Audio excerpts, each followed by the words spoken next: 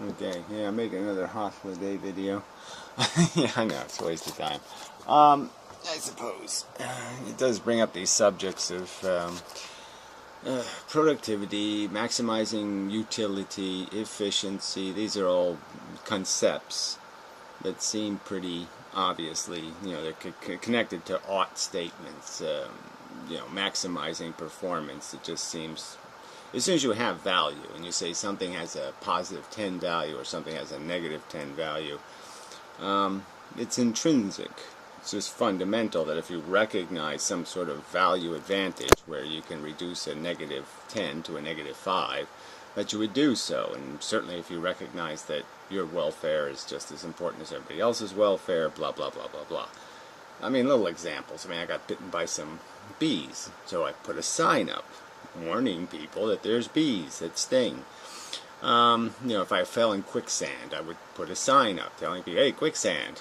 If there was some dog do on a staircase, I'd put a sign up saying dog do on a staircase. Just because people going down might not see it. If there was a, field of banana peels, whatever it is. I mean, obviously, if you see something that's conducive to creating wasted suffering or wasted harm, and you can correct for it by putting a little bit of effort in, or some kind of effort in, you do it. And if there's some sort of big harm, and you can even jump on the grenade to prevent some big harm, well then you jump on the grenade. If you really, you have to have the courage of your convictions and all that kind of stuff. You have to know that doing the right thing is the only game in town, blah, blah, blah, to get over your own selfish emotional fears and all that kind of stuff. But I mean, that's what heroes are made of, is logic. As much as anything else is some sort of recognition that there's really no logical recourse. I'm kind of stuck. It's the right thing to do. And it is. I mean, that's the nature of utilitarianism, and certainly negative utilitarianism, or any kind of utility, any kind of maximizing performance. It's as intrinsically and fundamentally, it's like maximizing the recipe. If you know there's an ingredient in a recipe that makes the stuff taste like shit, and it's a totally superfluous ingredient, you take it out. And again, it just depends on how poison the poison is, how much work you do to get the poison out, and how much sacrifice you make, because in the long run, there'll be a huge gain. Your little pain will end up with a big gain, and that's just logical. I really shouldn't have to explain this to anyone. I mean, no one should be incapable of acknowledging, yes, that's basically the game we're involved in. I mean, really, there's just no excuse to not say, concede the point and say, yes, that's the, if we're going to really be maximizing our performance, if we're really going to recognize that doing the right thing is the right thing, yeah, you don't deficit spend, you don't give your kids debt, you don't, you don't create a circumstance that degrades, tomorrow's fisheries, or you do some other thing to exploit something so nobody else can ever use it again. You don't poison the well. You don't poison the well, out of convenience, recognizing that your short-term convenience will have a long-term penalty that will be paid. And like I said, this is stuff you learn in little fables when you're a kid. You might not learn that it's fundamentally logical, that the ought is built into the structure of the having a value system. Yeah, maybe they're not going to put it in philosophical rhetoric, but the recognition of it, the idea that the future is bigger than the present, this is not a complex concept. So, bad on you for not being able to get that, buddy. That seems rather pointless to me. No matter what games people like to construct, and their ultimate futility in regards to any grandiose, meaningful sense, So he's calling it a game and grandiose, whatever games they want to play. So he calls the idea of me acknowledging or recognizing the welfare of other humans being just the same as my own, and that if I had a disease like I was Typhoid Mary, he would think it would be some sort of grandiose philosophical notion that I might recognize that I am a carrier of a dread disease and that I shouldn't give it to other people for my own sake, for my own desire to be something or to do something. I shouldn't put all of them at risk and kill them with a horrible disease for my own selfish purposes, because it's totally unproductive. More harm for the little tiny gain of my gratification. Doesn't make any sense. It doesn't fit the math. It's stupid. It's inefficient. It's non-functional as an event. It's deficient in terms of satisfying the necessary qualifications of minimally efficient. If they find meaning in that, then it's their prerogative to choose. Well, again, they don't. Yes, they find meaning in being logical. They find meaning in obeying the simple logical principle that my short-term gain can't be derived at somebody else's long-term pain. That is fundamentally and intrinsically not productive. That it's destructive. That it's bad. It goes in the category of being a bad act, okay, because it's inefficient. Yeah. That's not a frivolous perception. It's not a choice in the sense that it's a logical imperative not to be an asshole. To choose that.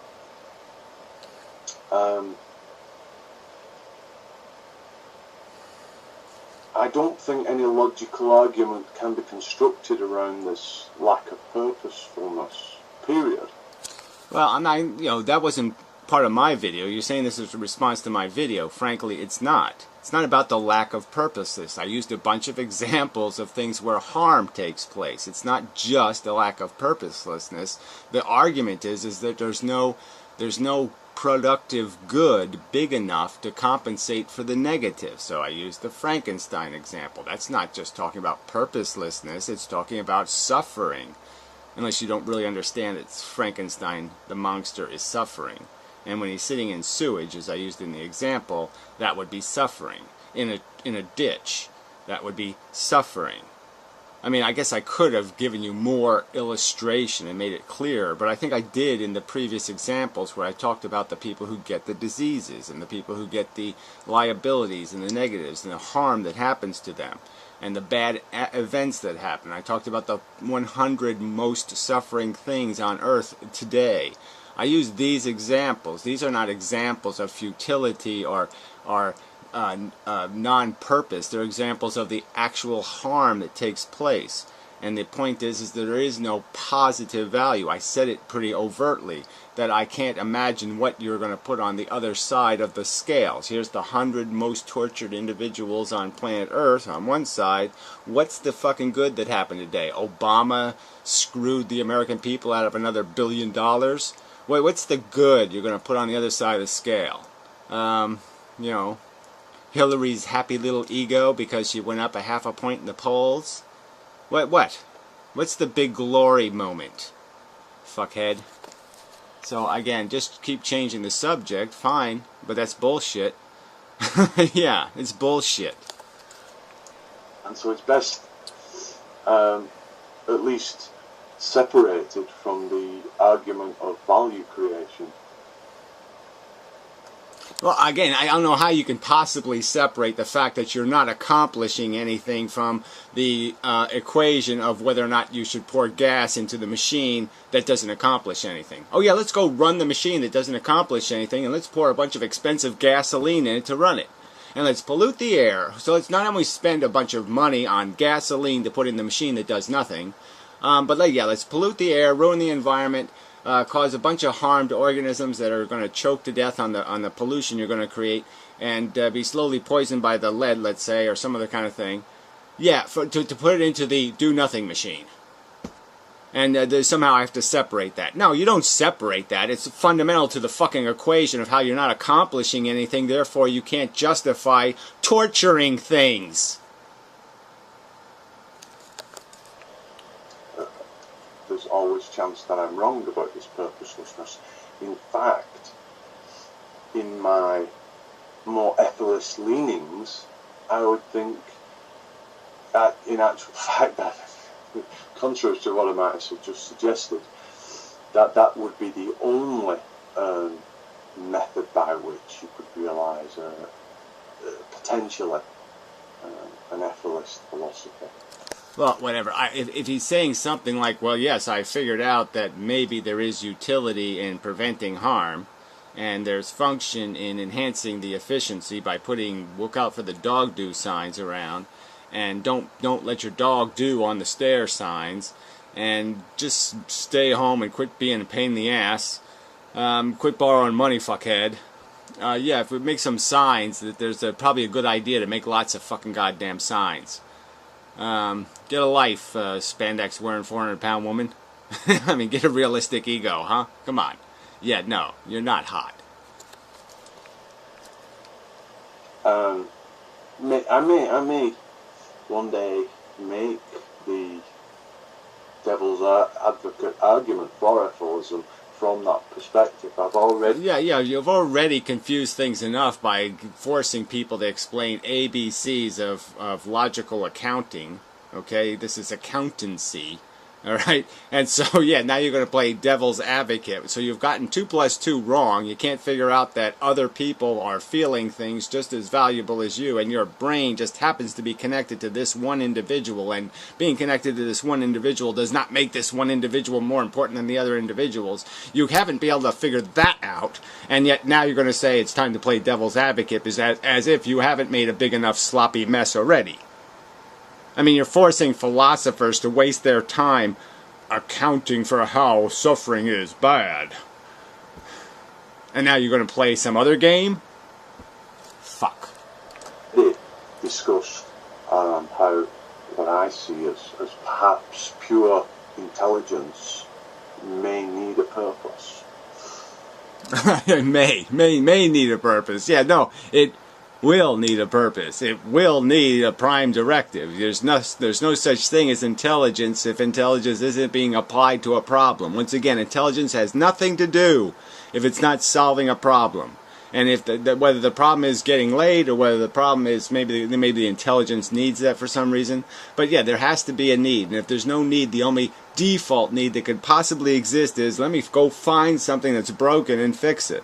That's the only possible agenda intelligence could have. It could not just sit around and say, I'm going to be intelligent. There, I'm intelligent now. I'm going to do some intelligenting. Now, there has to be a motivation. There has to be an incentive. Okay, and the only default incentive for something intelligent is, well, I can't see anything broken, so maybe I better go look for some broken. Because without broken, I got nothing to do. Well, I must stress, I see these as distinct arguments from the value creation hypothesis.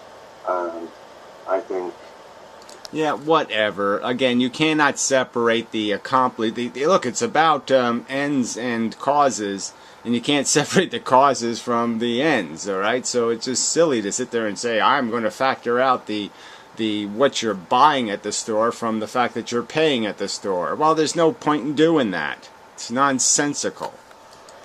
The acceptance of value creation is pretty much all of ethilism can at least follow from that one premise. Yes, obviously, it's the only premise. You have to have some reason to do something, and it is the fact that there's a value stake, there's a welfare stake, something capable of being harmed, broken, tortured, something capable of being in the suffering condition that creates the cause to do something, because now we have numbers, now we have value in the equation. And now the intelligence applies itself to the mere simple function of saying negative bad, bad negative. That we know. Bad equals negative, negative equals bad. This is Einsteinian kind of direct. and positive is positive, and positive is good, and good equals positive, and yeah, we got that part, and now all it is about is let's get more of the good stuff and less of the bad stuff. Duh.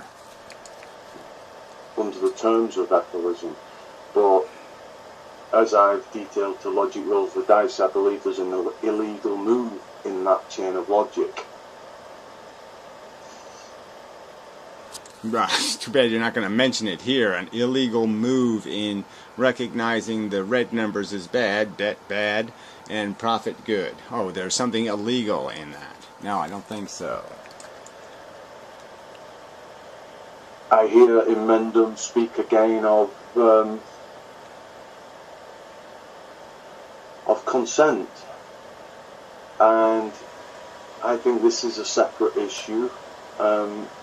Aside from the objection that I'm raising of... I'll concede that this is a separate issue, that consent theoretically in the biggest picture, if you know you're right, if you know you were an intelligence and you had the right answer, it's regardless of consent then, because your judgment supersedes everything else's judgment. But clearly in an atmosphere where we're going to give some benefit of the doubt to the silly people, the rainbow chasers, and say there is some possibility that they have something right, it still doesn't make them capable of superseding. Just as if we're going to concede their right, then they have to concede the right of those who would wake up on planet Earth and just be asking the question, why the fuck were you stupid enough to throw me into this slop? Yeah, why put me at risk for this? Where they look at you and say, what the fuck was on your head, you crazy motherfucker? This is not spectacular enough to drag me here. Okay, this might be good enough for you to eat, but I'm not eating this slop. You fucking pig. Of value creation. It strikes my mind that the issue of consent is somewhat ambiguous. Yeah, well, whatever. You're using this ambiguous again. It can't be any clearer. Okay, you're taking authority, you're making judgments for other people, you're drawing straws for somebody else, you're imposing risk on somebody else, you're saying, I've made a boat and it can sail, and then you force somebody to ride on your boat. I mean, you can't get more up somebody's fucking ass than to shove them out your vagina. I mean, these are the statements that have been made. This is just such a dodge to say somehow it's ambiguous. It's not fucking ambiguous. It just makes the crime that much more disgusting. Okay, it's disgusting that you motherfuckers think torture is okay. It's even more disgusting that you impose it on other people without being certain. You don't have enough goddamn certainty to have the right to be imposing it on somebody else. If you want to sail on your own rickety shit boat, then go ahead. If you want to eat shit, okay, and take the chance of getting herpes or AIDS or something, that's your fucking choice. You want to get into the fucking goddamn cesspool and eat the goddamn turds, that's your business. You have no right to shove somebody else's goddamn face into it, you dumb motherfucking cunt. It just makes your crime that much more egregious, that you don't even have the sensibilities to realize you have no right to impose your silly, delusional, idiotic, moronic ignorance on somebody else. You stupid shit. Created under Inmendham's paradigms. For example, consent is not an issue when it comes to pressing the red button. Again, the argument is certainty. I'm saying I'm absolutely fucking certain. That's right. I may be committing a crime if I'm wrong. What I'm saying is I'm fucking certain. So I'm going to take my neighbor's money and I'm going to Vegas because I'm goddamn certain. I'm certain enough where you could torture me in goddamn mega double hell forever if I'm wrong. That's how fucking certain I am. It's the right thing to do to save the victims from you motherfucking dumb cunts. I know it's the right thing to do, so I would do it because I'm certain. Certainty. If you can tell me that some fucking cunt who's having a baby has any right to be certain it's all going to be alright, everything will be just fine. If you're going to tell me they have some logical reason to be certain it's going to be alright, that it'll all turn out okay, alright, then you have an argument. But I'm telling you there's no procreator who can have that certainty rationally. I can have certainty rationally. Obviously, you haven't undone a single one of my arguments regarding the premise of life's existence, which is a replicating goddamn fucking molecule, and we are basically just fucking goddamn flatworms singing and dancing on the corpses of billions. You've done nothing to change that as the factual reality of our motherfucking existence. So you have done nothing to degrade my right to be certain based on the evidence. You haven't shown me any evidence saying where my certainty is corrupt, or where it has some doubtability, or where it has some erodibility. There's a ton of erodibility in some fucking procreator saying, I'm certain my kid will not have ALS. I'm certain my kid will not find life disgusting and putrid. There is no fucking right for them to be certain, and the statistics demonstrate their lack of right to be certain. The fact that I fucking exist and my fucking deluded silly parents sit there and think they've accomplished something, okay, is evidence of the goddamn certainty of their uncertainty, of their non-right to be goddamn confident in their silly behavior. Some sentient merrily enjoying my meaningless purposes that I set myself, and Inmendham without my consent will...